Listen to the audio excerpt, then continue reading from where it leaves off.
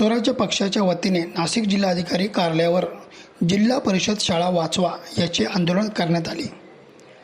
यावेळी स्वराज्य पक्षाच्या पदाधिकाऱ्यांनी शिक्षण मंत्री दादा भुसे तसेच तंत्र शिक्षण मंत्री चंद्रकांत पाटील यांच्या विरोधात घोषणा देत फलक झळकवले। राजीनामा द्या चंद्रकांत पाटील, तुम्ही राजीनामा द्या, चंद्रकांत पाटील राजीनामा द्या, अरे चंपाचं करायचं, राजीनामा द्या दादा भुसे, राजीनामा द्या, दादा भुसे, राजीनामा द्या। छत्रपती शिवाजी महाराज की जय, छत्रपती शिवाजी महाराज, छत्रपती शिवाजी महाराज की जय। अरे दादा भुसेचं करायचं काय, शिक्षण मंत्र्याचं करायचं काय। जिल्हा परिषद शाळेतील विद्यार्थ्यांना शिकवण्यासाठी फक्त 2च शिक्षक उपलब्ध असतात, मात्र खाजगी संस्थेत हर एक विषय शिकवण्यासाठी वेगवेगळे शिक्षक उपलब्ध असतात। मग गरिबांच्या मुलांनी शाळा शिकावी की नाही असे देखील स्वराज्य पक्षाच्या पदाधिकाऱ्यांच्या वतीने सांगण्यात आले। तसेच जिल्हाधिकारी आयुष प्रसाद यांना स्वराज्य पक्षाच्या वतीने निवेदन देत मागणी करण्यात आली।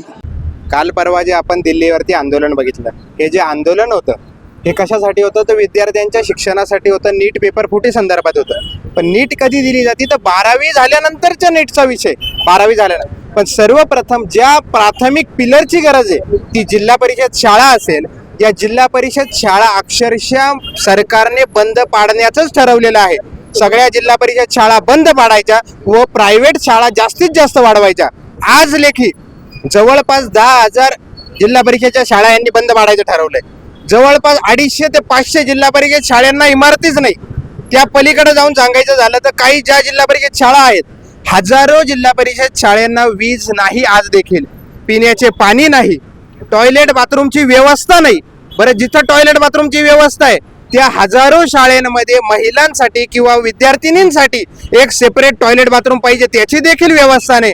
अशी जर पद्धत असेल तर निश्चितपणाने शिक्षण मंत्र्यांनी ठरवलं आहे का गोरगरिबाच्या पोरांनी शिक्षण घेऊ नये, त्यांनी मोलमजुरीच करावी, त्याने दररोज हे फक्त दिवसा कमवा 500 रुपये रोजंदारीवर जावा, हीच यांची भूमिका आहे। व त्या पलीकडे आपल्याला जर सगळ्यांना कल्पना असेल, एक रेट कार्ड व्हायरल झालेलं आहे सध्या।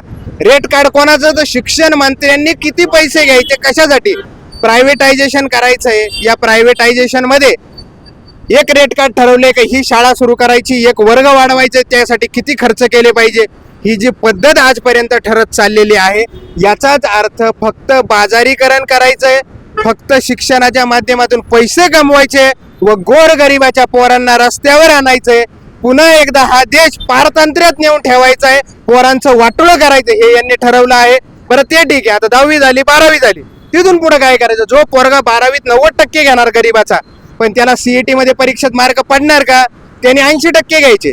पण ज्या पोराला श्रीमंताच्या 50% मार्क आहे त्याला यांनी 100% 99% पर्सेंटाईल काढायचं व त्यांनी मोठमोठे कॉलेजेस मिळवायचे आणि गरीबाच्या पोरांनी इथले जिल्ह्यातले राजकारण्यांचे बंद पडलेले कॉलेजेस, बंद पडण्याच्या अवस्थेत असलेल्या कॉलेजांमध्ये ऍडमिशन घ्यायचे। म्हणजे गरीबाच्या पोराच्या शिक्षणाचं पूर्णपणे वाटोळं करायचं ज्यांनी ठरवलंय ते शिक्षण मंत्री दादाजी भुसे साहेब असतील, उच्च व तंत्र शिक्षण मंत्री चंद्रकांत पाटील साहेब असतील, यांचा दोघांचाही सरकारने राजीनामा घ्यावा, यांचा दोघांचाही राजीनामा मुख्यमंत्री साहेबांनी घ्यावा, हीच विनंती करण्यासाठी आज आम्ही सर्व इथे उपस्थित आहोत। दिल्लीमध्ये एवढ्या मोठ्या प्रमाणात आंदोलन झालं, याचा अनुभव घेऊन आपल्या महाराष्ट्रातल्या शिक्षण मंत्र्यांनी तरी कमीत कमी जागे व्हायला गरजेचं होतं।